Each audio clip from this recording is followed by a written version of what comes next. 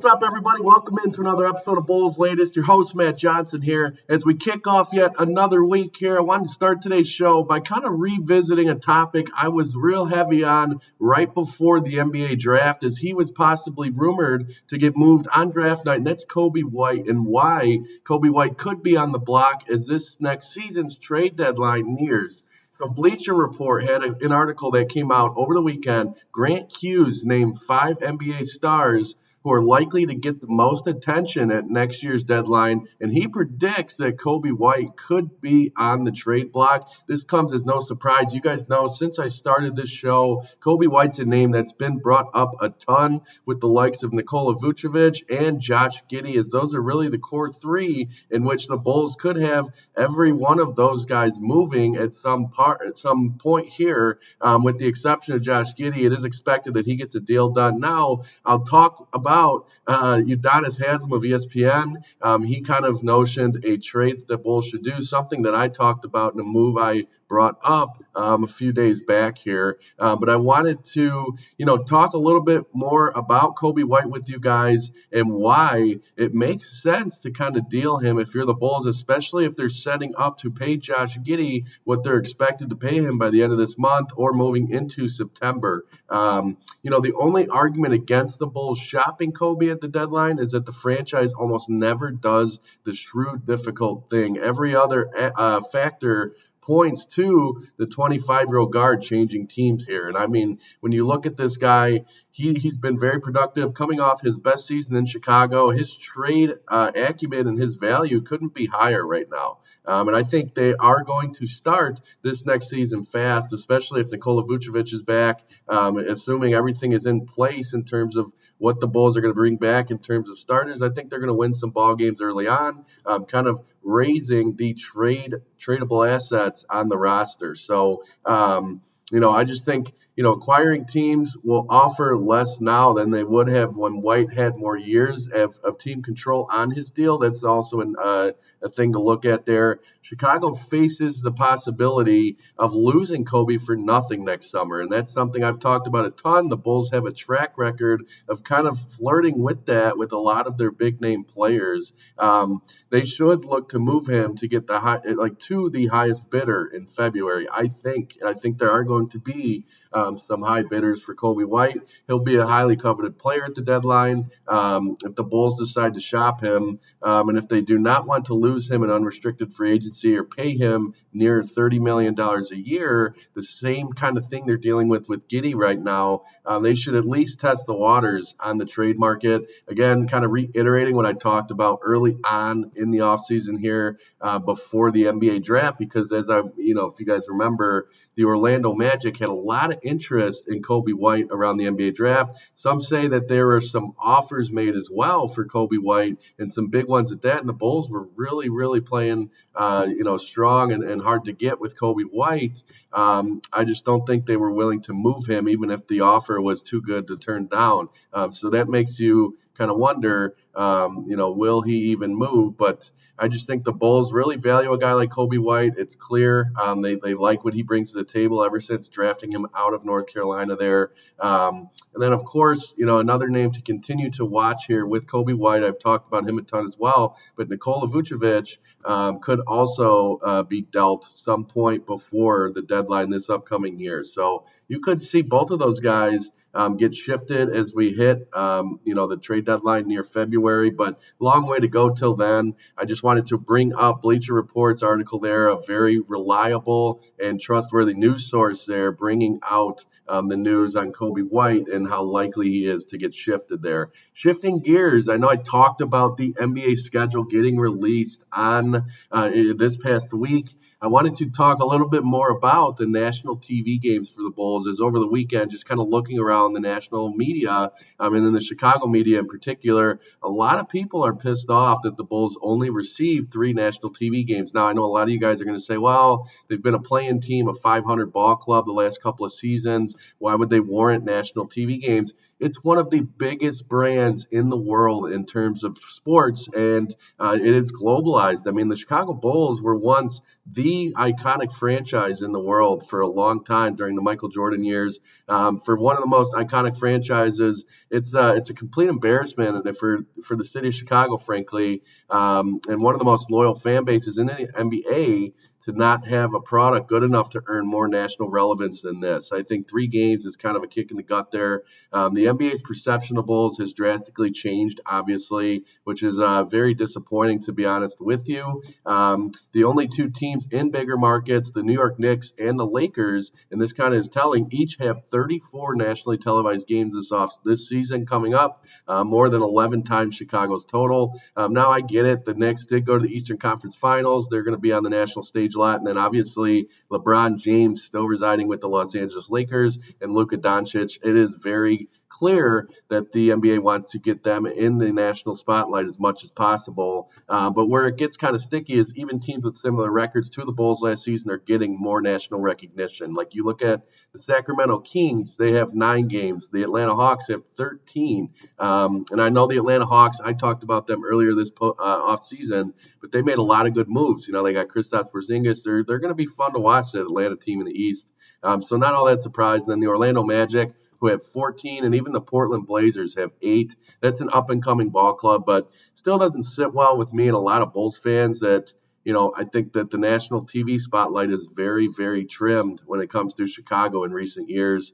Clearly, the issue isn't about the Bulls' inability to have a winning season. Only the 8 teams that participated in the play-in tournament last season. The Bulls have the fewest games reaching a nationwide audience. So I just think when you look at that, a lot of the playing teams that were in that position are still getting that national recognition. The Bulls, for a lot of reasons I kind of wanted to talk about here, are not getting that. The Bulls have the fewest games reaching a nationwide audience. So what's the difference here, you might ask?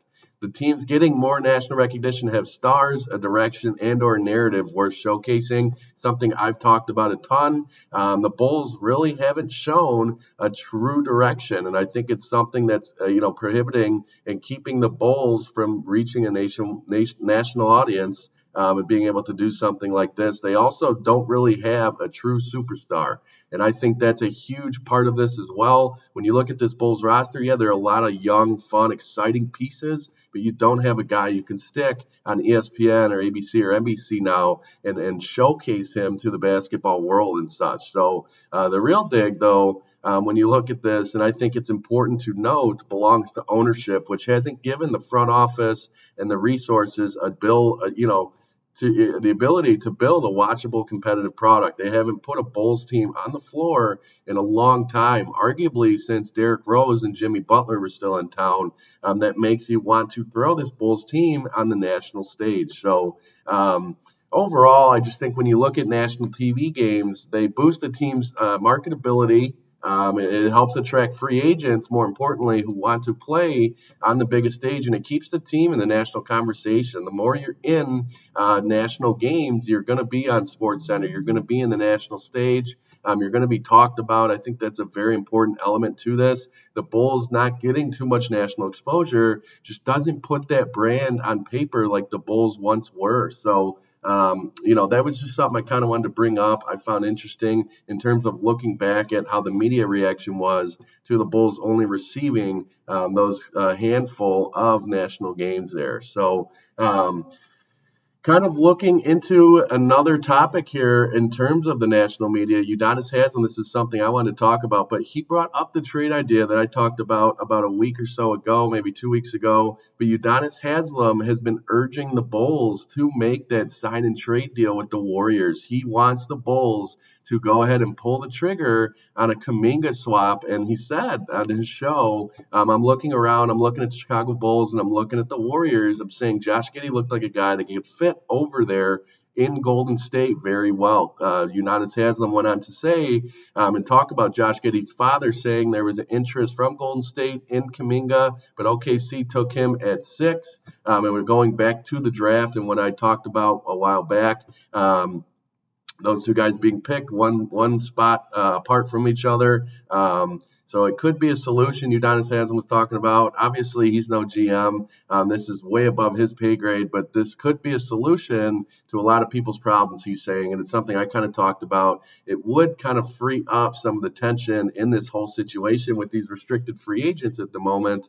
Obviously, there are a few issues, and I kind of want to touch upon this again, but I reiterated this way back when I first brought up this trade scenario. There's a couple issues with a sign and trade involving these two guys. It's nearly impossible to pull off a sign and trade for one restricted free agent, much less both teams trading one away. Golden State's already noted that they don't want to trade assets like Moses Moody and Buddy Hield, something I talked about previously as well. That could almost assuredly have to go in a sign and trade to make everything work. So one of those guys would have to be on the move. I don't know if Golden State's willing to do that. Chicago, on the other hand, doesn't want to trade away guys like Ayo Dosunmu and would rather get rid of Nikola Vucevic, who the Warriors aren't really interested in trading for anymore.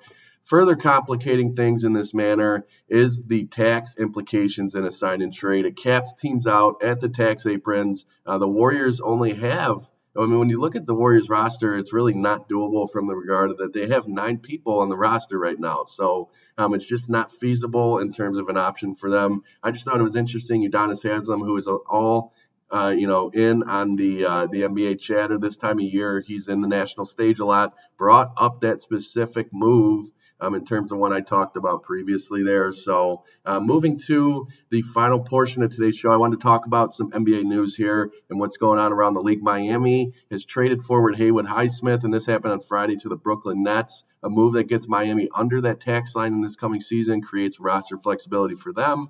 The Heat will also be sending a second-round pick in 2032 to Brooklyn. Miami, on the other hand, receives a conditional second-round pick in next year's draft to Miami there. With Highsmith being moved, Miami now has 2 roster spots open. Highsmith did have knee surgery earlier this month to repair a meniscus issue. The Heat's timeline for him to return was 8 to 10 weeks, so he should be back by the start of the regular season there. In other news, the NBA's Player Association said over the weekend that they support further limitations on certain prop bets to reduce the risk of manipulation and combat athlete abuse by gamblers. This is a topic that has been in the news a ton recently. Sportsbooks are cracking down, moving away from player prop bets. The NBA has now asked partner sportsbooks to stop allowing bettors to wager on the under on prop bets involving players on two-way contracts. So this is something obviously dating back to Jonte Porter, Michael Porter Jr.'s brother, who I talked about a little bit ago. This is kind of stemming from that and what went down in the NBA and some other instances that we've seen in recent years. So when you look at the United States as a whole in this manner, Ohio and New Jersey are 2 states that have already taken steps forward towards this. So, and there's going to be more to follow, I would guess there. So just a couple things in the NBA news overall. A lighter show overall today I wanted to speak upon, and I will continue to monitor the chatter on Kobe White in terms of what is going to happen with him moving into this next season, what the outlook is on him. Let me know what you guys think of the Bulls only getting 3 national games. Are you upset by it? Do you think it's embarrassing? Do you think it's about the Bulls not being relevant? Do you think it's more about just wanting to get some other teams into the spotlight this year? Obviously, there's a lot of talent in the NBA and a lot of big-name superstars. The Bulls haven't really had one of those in some time here, and that could play to that. I'd be curious to hear what you guys think. Let me know about the trade idea. Do you think a sign-and-trade Kuminga for Josh Giddey will happen? Do you think that thing has legs at all? Let me know. Anyway, I want to thank you guys for joining me on another episode of Bulls Latest today, and we will see you guys for tomorrow's show.